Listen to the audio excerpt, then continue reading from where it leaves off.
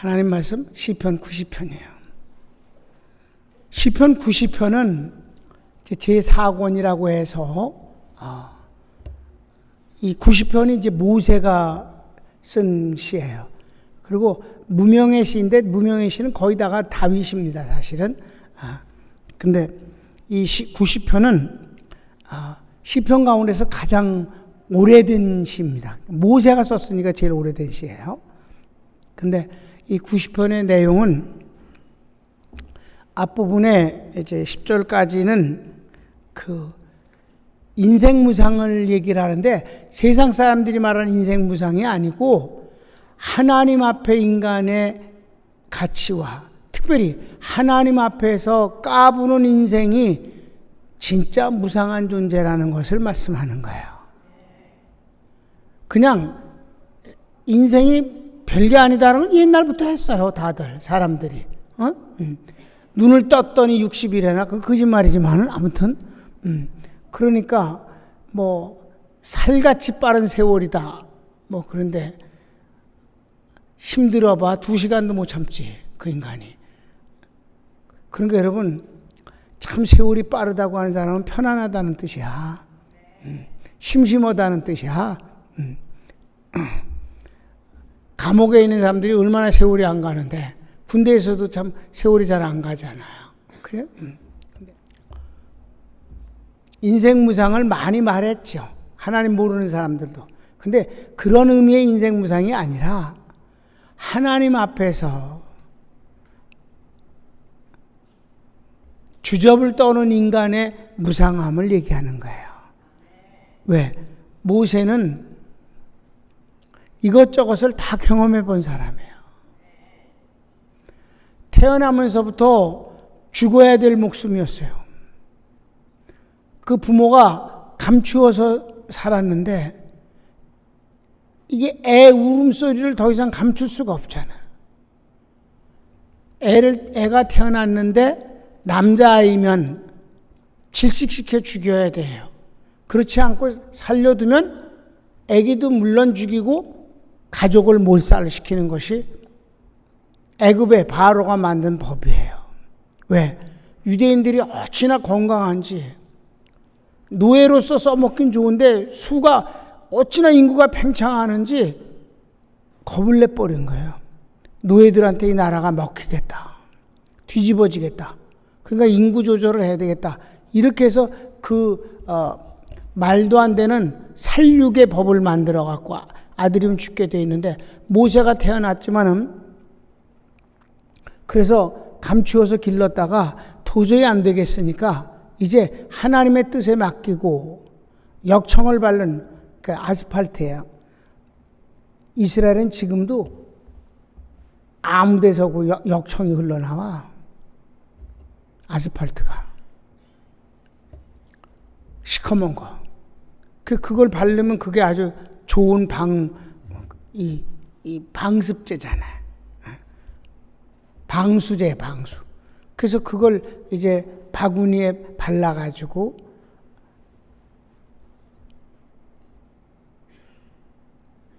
아기를 거하다 집어넣고 그리고 나일강 그 상류에서 띄워버렸어요. 띄우고는 누나가 어떻게 되는가 하고 그 강가의 길을 따라서 그 바구니가 떠내려가는 걸 지켜보고 있었어요. 그런데 마침 바로의 딸 공주가 목욕하러 나왔다가 그 바구니를 보고 애가 우는데 바구니 보니까 애기가 들어있는데 잘생겼었다고 그랬어요. 그러니까 그 공주가 그 아이를 데려다가 궁중에서 길렀어요. 그러니까 왕자의 순이 쭉 있는데 물론 모세는 뭐 왕이 될 가능성은 전무해. 그래도 순보는 탔었어요. 자, 죽을 뻔했던 거를 그래서 모세는 물에서 건졌다는 뜻이 단어입니다. 물에서 건진 아이. 그래서 왕자가 돼버렸어요. 죽을 아이가 왕자가 됐다가 나중에 공부 많이 하고 아주 자질이 훌륭하게 됐었을 때 그 대신 어떻게 됐어요? 유모가 필요하잖아요. 애기니까. 근데 이제 이 아이를 어떻게 기를까 막 그럴 때 그 누나가 가서 우리 어머니가 우리 엄마가 있는데 지금 아기가 없어서 젖이 잘 나온다고. 그러니까 그럼 데려와라. 이래서 친모가 왕궁에 가서 애를 젖을 먹여 길렀으니까 이런 행운도 참 없죠. 하나님의 섭리야. 그러면서 유모가 젖 떨어졌을 때까지만 길러준 게 아니라 계속 아이를 돌보아 줬단 말이야. 아니 생모보다 잘한 사람이 어디 있겠어. 그러니까 계속 자라면서 같이 지내면서 네가 하나님의 택한 민족이고 바로 그 아브라함, 이삭, 야곱의 후손으로서 하나님께서 너를 특별히 은혜를 베풀어 주신 것을 잊지 말아라.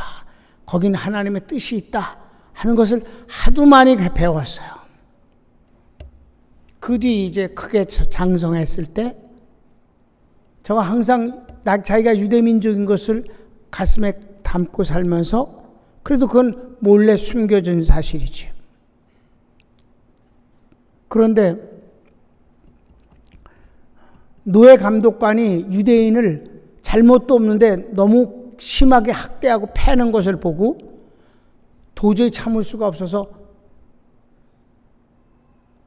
그를 때려 죽였어요.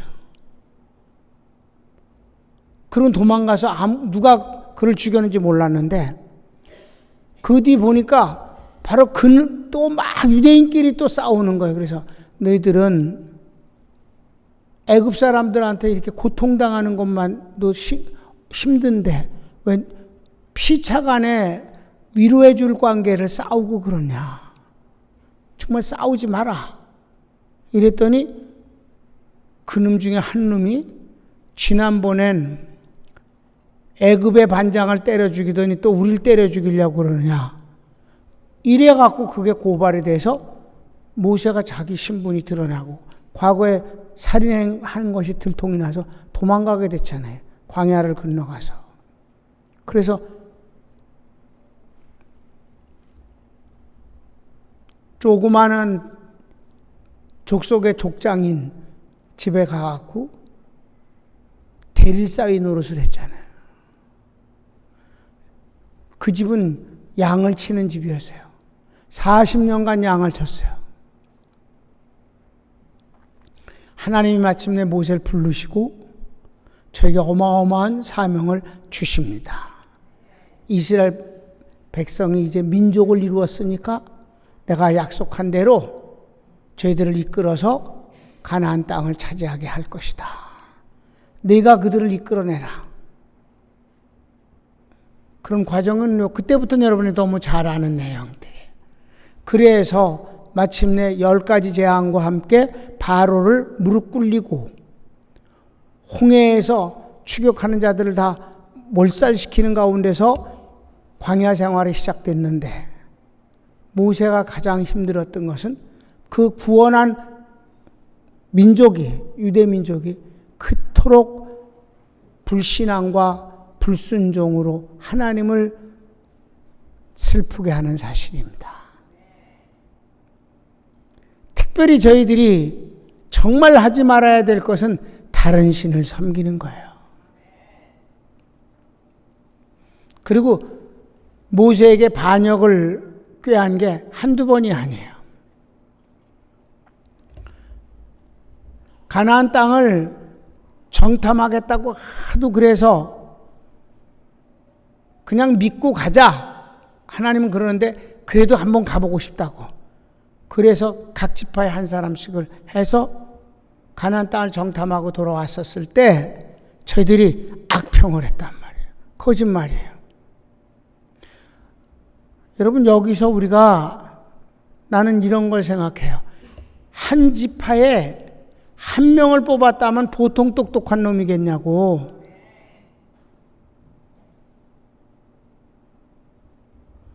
(200만이라고) 쳤었을 때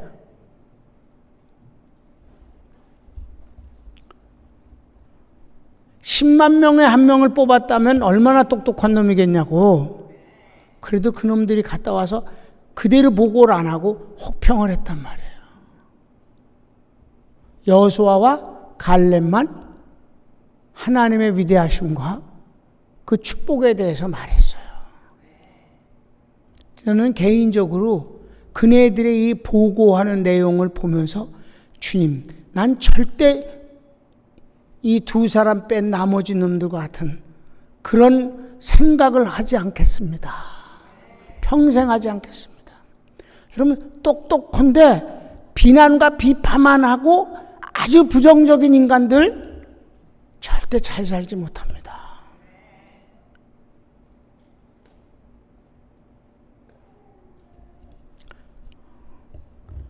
여러분, 비난하고 비판을 잘하는 사람들이 머리 나쁜 놈이 어디 있어요? 그런데 참 그렇게 똑똑하면 잘 살아야 되잖아? 되는 게 없어. 난 여러분이 여호수아와 갈렙 같은 보고를 할 수 있게 되길 바래. 허풍을 떨라는 게 아니었어요.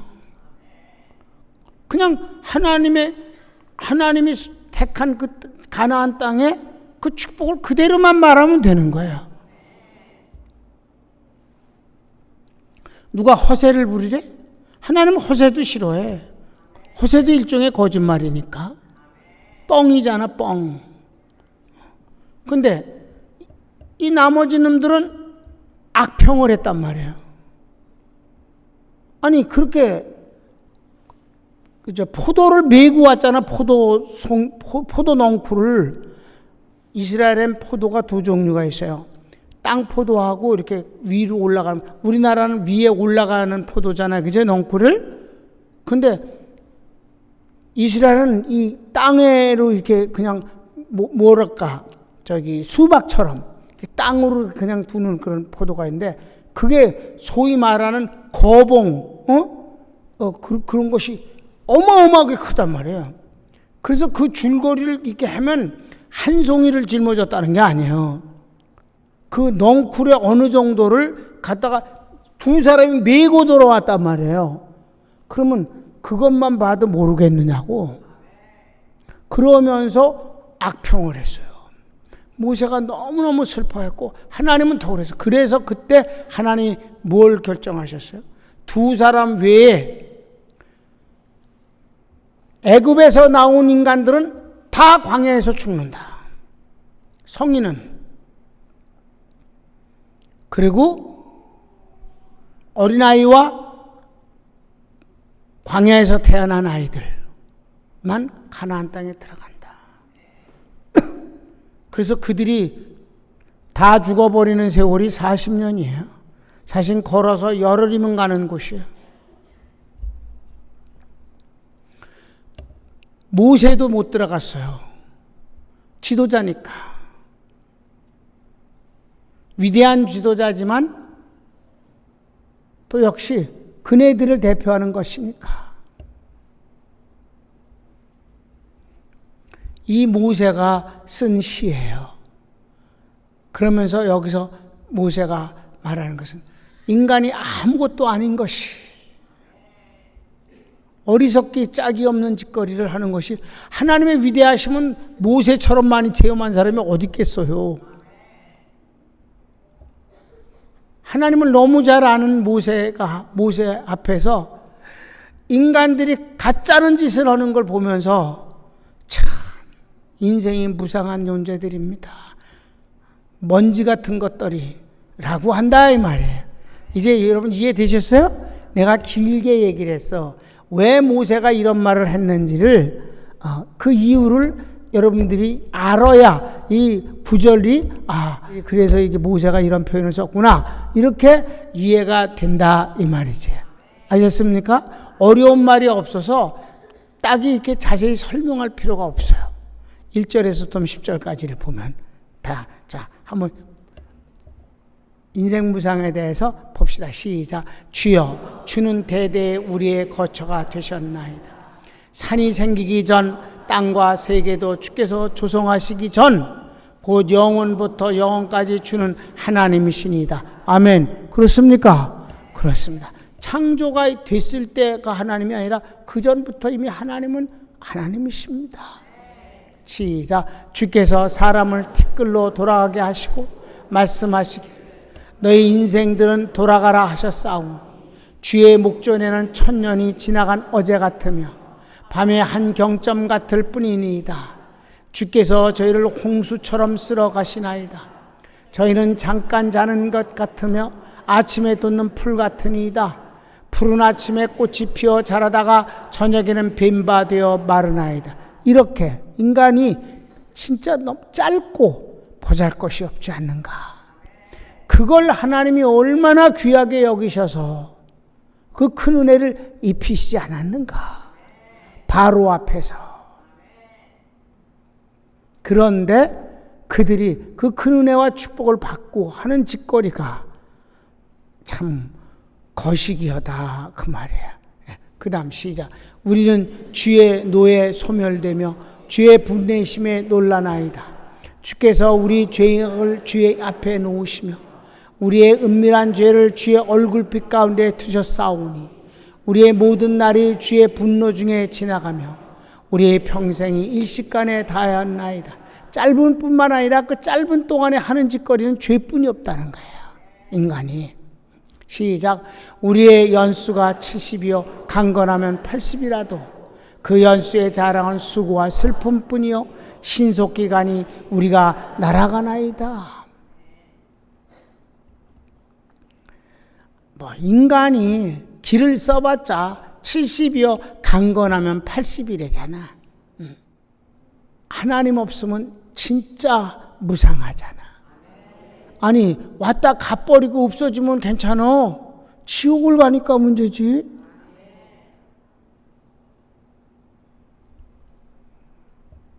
우리가 주님을 믿는 게 얼마나 큰 축복이에요. 그러니까 어떤 것도 인간이 주인 돼서 좋은 거는 없다는 얘기를 지금 하는 거예요. 인생 무상인 것을 아시기 바랍니다. 하나님이 주관하시고 하나님이 축복하시고 인간이 하나님을 경외하고 섬기고 하나님의 말씀을 인하여서 살 때는 복을 받는 것이고 예수님을 사랑하는 사람들과 사랑하면서 힘을 합쳐서 주의 뜻을 이루는 것이 진짜 복이다. 그거예요.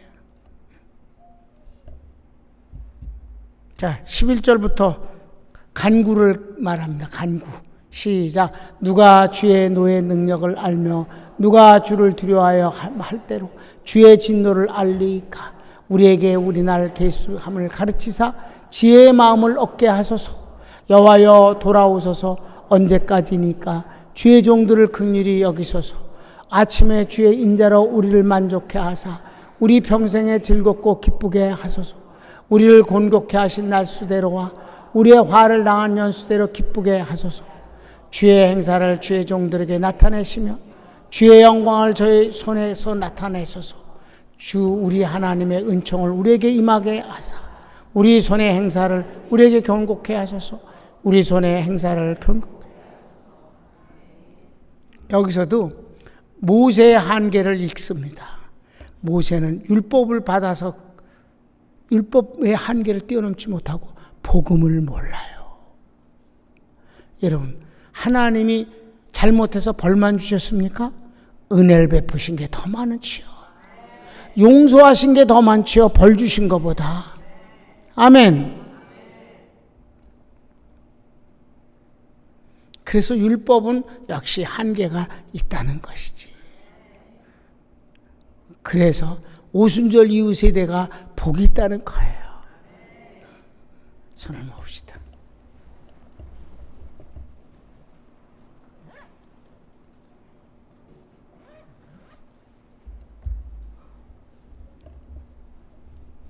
여러분, 긍정적인 건 좋은 일이지만은 그 긍정이